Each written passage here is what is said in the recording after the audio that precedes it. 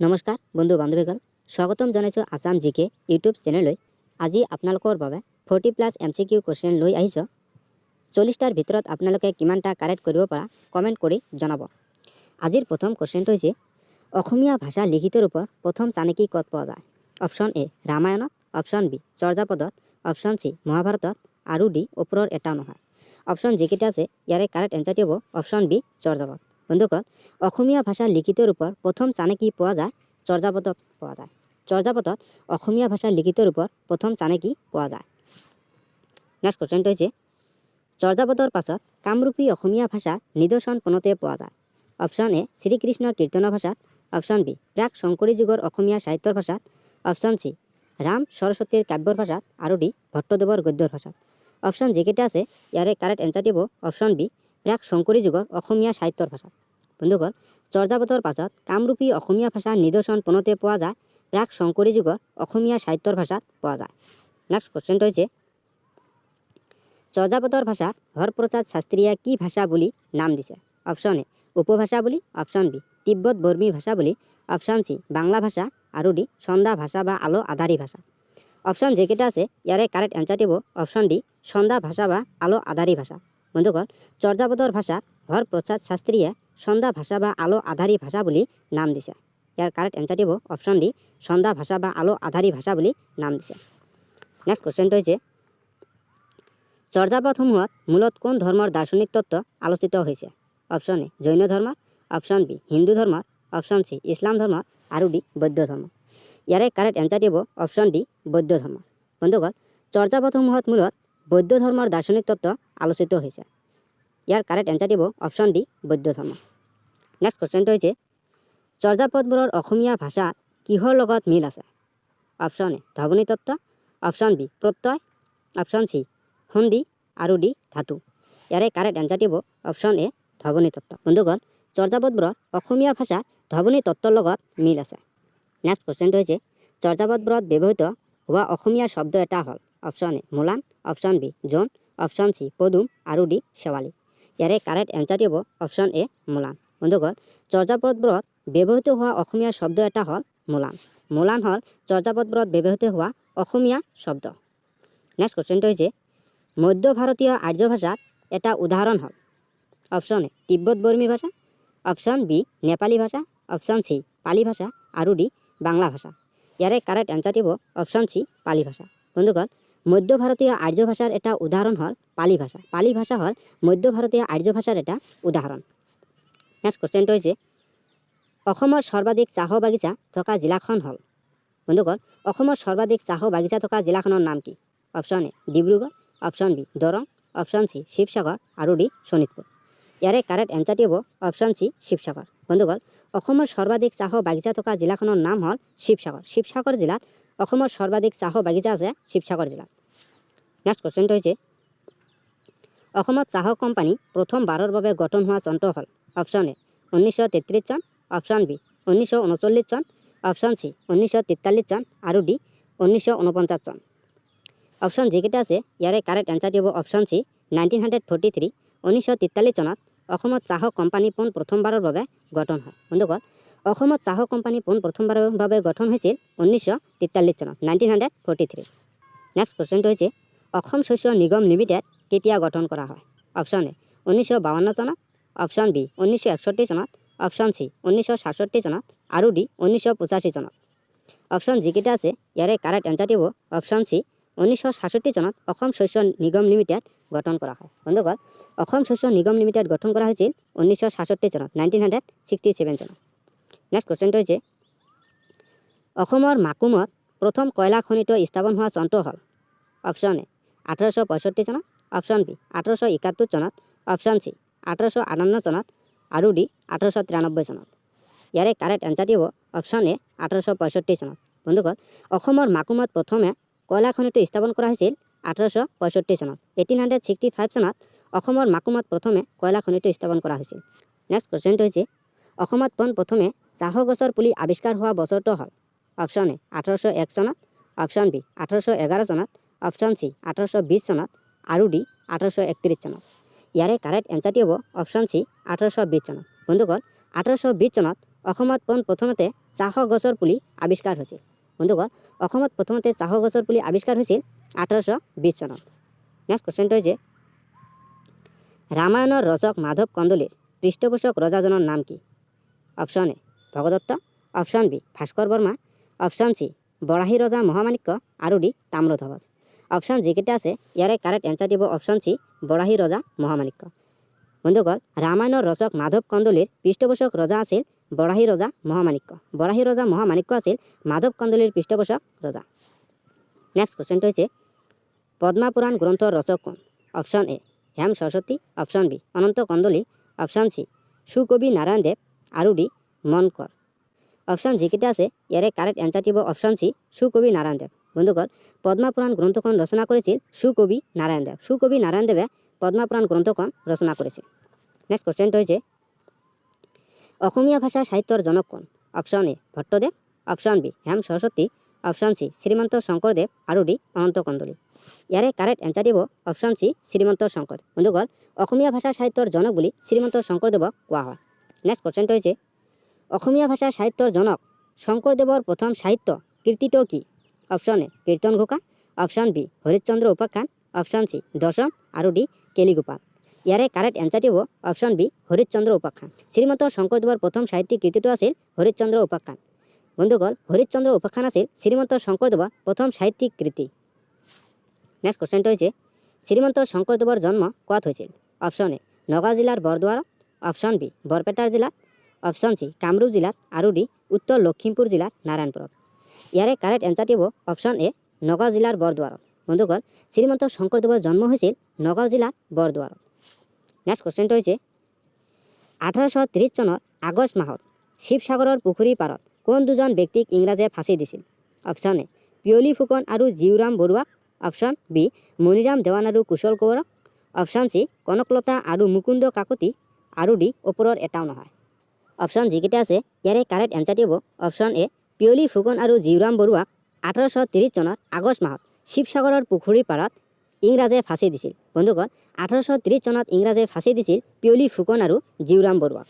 Next কুৱেশ্যনটো হৈছে অসম চুতীয়া সন্মিলনৰ কেতিয়া জন্ম হয়? অপশ্যন এ 1924 চনৰ 10 মাৰ্চত, অপশ্যন বি 1925 চনৰ 10 এপ্ৰিলত, অপশ্যন চি 1926 চনৰ 15 আগষ্টত আৰু ডি 1930 চনৰ 15 আগষ্টত। অপশ্যন যিকেইটা আছে ইয়াৰে কাৰেক্ট এনচাৰ দিব অপশ্যন বি 1925 চনৰ 10 এপ্ৰিলত অসম চুতীয়া সন্মিলনৰ জন্ম হৈছিল। বন্ধুগণ, অসম চুতীয়া সন্মিলনৰ জন্ম হৈছিল 1925 চনৰ 10 এপ্ৰিলত। নেক্সট কুৱেশ্যনটো হৈছে মহাত্মা গান্ধী অসমলৈ কেতিয়া আহিছিল? অপশ্যন এ 1921 চনৰ আগষ্ট মাহত, অপশ্যন বি 1923 চনৰ আগষ্ট মাহত, অপশ্যন চি 1925 চনৰ জুলাই মাহত আৰু ডি 1927 চনৰ ছেপ্টেম্বৰ মাহত। ইয়াৰে কাৰেক্ট এনচাৰ দিব অপশ্যন এ 1921 চনৰ আগষ্ট মাহত মহাত্মা গান্ধীয়ে অসমলৈ আহিছিল। বন্ধুগণ, মহাত্মা গান্ধীয়ে প্ৰথমতে অসমত আহিছিল 1921 চনৰ আগষ্ট মাহত। নেক্সট কুৱেশ্যনটো হৈছে অসমত হালোৱা সংঘ নামৰ সংগঠনটো কেতিয়া গঠিত হৈছিল? অপশ্যন এ 1930 চনত, অপশ্যন বি 1932 চনত, অপশ্যন চি 1934 চনত আৰু ডি 1936 চনত। ইয়াৰে কাৰেক্ট এনচাৰ দিব অপশ্যন ডি 1936 চনত। বন্ধুগণ, অসমত হালোৱা সংঘ নামৰ সংগঠনটো গঠন হৈছিল 1936 চনত। 1936 চনত অসমত হালোৱা সংঘ নামৰ সংগঠনটো গঠন হৈছিল। নেক্সট কুৱেশ্যনটো হৈছে অসমত হালোৱা সংঘ নামৰ সংগঠনটো কাৰ সভাপতিত্বত গঠিত হৈছিল? Option A Nilmani Phukan, option B Tarunram Phukan, option C Lakshminath Bezbaroa আৰু ডি অম্বিকাগিৰি ৰায়চৌধুৰী। অপশ্যন যিকেইটা আছে ইয়াৰে কাৰেক্ট এনচাৰ দিব অপশ্যন এ নীলমণি ফুকন। বন্ধুগণ, নীলমণি ফুকনৰ সভাপতিত্বত অসমত হালোৱা সংঘ নামৰ সংগঠনটো গঠন হৈছিল। নেক্সট কুৱেশ্যনটো হৈছে শংকৰদেৱৰ দ্বিতীয় পত্নীগৰাকীৰ নাম কি আছিল? Option A Suryavati, option B Manu, option C Vishnupriya আৰু ডি কালিন্দী। ইয়াৰে কাৰেক্ট এনচাৰ দিব অপশ্যন ডি কালিন্দী। বন্ধুগণ, শংকৰদেৱৰ দ্বিতীয় পত্নীগৰাকীৰ নাম আছিল কালিন্দী। নেক্সট কুৱেশ্যনটো হৈছে শ্ৰীমন্ত শংকৰদেৱৰ প্ৰথম সন্তানটিৰ নাম কি আছিল? Option A Manu, option B Hari, option C Rukmini আৰু ডি ৰমানন্দ। ইয়াৰে কাৰেক্ট এনচাৰ দিব অপশ্যন এ মনু। বন্ধুগণ, শ্ৰীমন্ত শংকৰদেৱৰ প্ৰথম সন্তানটিৰ নাম আছিল মনু। মনু আছিল শ্ৰীমন্ত শংকৰদেৱৰ প্ৰথম সন্তানটিৰ নাম। নেক্সট কুৱেশ্যনটো হৈছে শংকৰদেৱৰ শিক্ষাগুৰু কোন আছিল? Option A Mahendra Kandali, option B Ananta Kandali, option C Pandit Raghavacharya আৰু ডি শ্ৰীকণ্ঠভূষণ। ইয়াৰে কাৰেক্ট এনচাৰ দিব অপশ্যন এ মহেন্দ্ৰ কন্দলী। বন্ধুগণ, শংকৰদেৱৰ শিক্ষাগুৰু আছিল মহেন্দ্ৰ কন্দলী। বন্ধুগণ, মহেন্দ্ৰ কন্দলী আছিল শ্ৰীমন্ত শংকৰদেৱৰ শিক্ষাগুৰু। নেক্সট কুৱেশ্যনটো হৈছে শ্ৰীমন্ত শংকৰদেৱে প্ৰথমবাৰ তীৰ্থ ভ্ৰমণত কাৰ অস্থি লগত নিছিল? অপশ্যন এ পিতৃ মাতৃৰ, অপশ্যন বি অকল পিতৃৰ, অপশ্যন চি অকল পত্নীৰ আৰু ডি পিতৃ মাতৃ আৰু পত্নীৰ। অপশ্যন যিকেইটা আছে ইয়াৰে কাৰেক্ট এনচাৰটি হ'ব অপশ্যন ডি পিতৃ মাতৃ আৰু পত্নীৰ। বন্ধুসকল শ্ৰীমন্ত শংকৰদেৱে প্ৰথমবাৰ তীৰ্থ ভ্ৰমণত পিতৃ মাতৃ আৰু পত্নীৰ অস্থি লগত নিছিল। নেক্সট কুৱেশ্যনটো হৈছে শংকৰদেৱে তেওঁৰ পূৰ্বৰ কোন কবিক অপ্ৰমাদী আখ্যা দিছিল? অপশ্যন এ হৰিবৰ বিপ্ৰক, অপশ্যন বি হেম সৰস্বতীক, অপশ্যন চি ৰুদ্ৰ কন্দলিক আৰু ডি মাধৱ কন্দলিক। ইয়াৰে কাৰেক্ট এনচাৰটি হ'ব অপশ্যন ডি মাধৱ কন্দলিক। বন্ধুসকল শ্ৰীমন্ত শংকৰদেৱে মাধৱ কন্দলিক অপ্ৰমাদী কবি বুলি আখ্যা দিছিল। নেক্সট কুৱেশ্যনটো হৈছে শংকৰদেৱে প্ৰচাৰ কৰা ধৰ্মটোৰ নাম কি? অপশ্যন এ শাক্ত ধৰ্ম, অপশ্যন বি একশৰণ নাম ধৰ্ম, অপশ্যন চি ৰাতিখোৱা সম্প্ৰদায় আৰু ডি শৈৱ ধৰ্ম। ইয়াৰে কাৰেক্ট এনচাৰটি হ'ব অপশ্যন বি একশৰণ নাম ধৰ্ম। বন্ধুসকল শ্ৰীমন্ত শংকৰদেৱে প্ৰচাৰ কৰা ধৰ্মটোৰ নাম হ'ল একশৰণ নাম ধৰ্ম। একশৰণ নাম ধৰ্ম শ্ৰীমন্ত শংকৰদেৱে প্ৰচাৰ কৰিছিল। নেক্সট কুৱেশ্যনটো হৈছে ভাৰত চৰকাৰে 1988 চনত দেশৰ দ্বিতীয়টো ৰাষ্ট্ৰীয় জলপথ হিচাপে স্বীকৃতি দিয়া নাব্য জলপথটো কি? অপশ্যন এ ব্ৰহ্মপুত্ৰ নাব্য জলপথ, অপশ্যন বি বৰাকৰ নাব্য জলপথ, অপশ্যন চি শোৱণশিৰি নাব্য জলপথ আৰু ডি গংগাৰ নাব্য জলপথ। অপশ্যন যিকেইটা আছে ইয়াৰে কাৰেক্ট এনচাৰটি হ'ব অপশ্যন এ ব্ৰহ্মপুত্ৰ নাব্য জলপথ। বন্ধুসকল ভাৰত চৰকাৰে 1988 চনত দেশৰ দ্বিতীয়টো ৰাষ্ট্ৰীয় জলপথ হিচাপে ব্ৰহ্মপুত্ৰ নাব্য জলপথটো স্বীকৃতি দিয়ে। বন্ধুসকল ব্ৰহ্মপুত্ৰ নাব্য জলপথটো 1988 চনত ভাৰত চৰকাৰে দ্বিতীয়টো ৰাষ্ট্ৰীয় জলপথ হিচাপে স্বীকৃতি দিয়ে। নেক্সট কুৱেশ্যনটো হৈছে অসমৰ ফৰেনচিক লেবৰেটৰী থকা ঠাইখনৰ নাম কি? Option A Guwahati, option B Tezpur, option C Silchar আৰু ডি ডিব্ৰুগড়। ইয়াৰে কাৰেক্ট এনচাৰটি হ'ব অপশ্যন এ গুৱাহাটী। বন্ধুসকল অসমৰ ফৰেনচিক লেবৰেটৰী থকা ঠাইখনৰ নাম হ'ল গুৱাহাটী। নেক্সট কুৱেশ্যনটো হৈছে অসমৰ ক'ত বিশ্ব স্বাস্থ্য কেন্দ্ৰ আছে? Option A Ledo, option B Margherita, option C Digboi আৰু ডি চাবুৱা।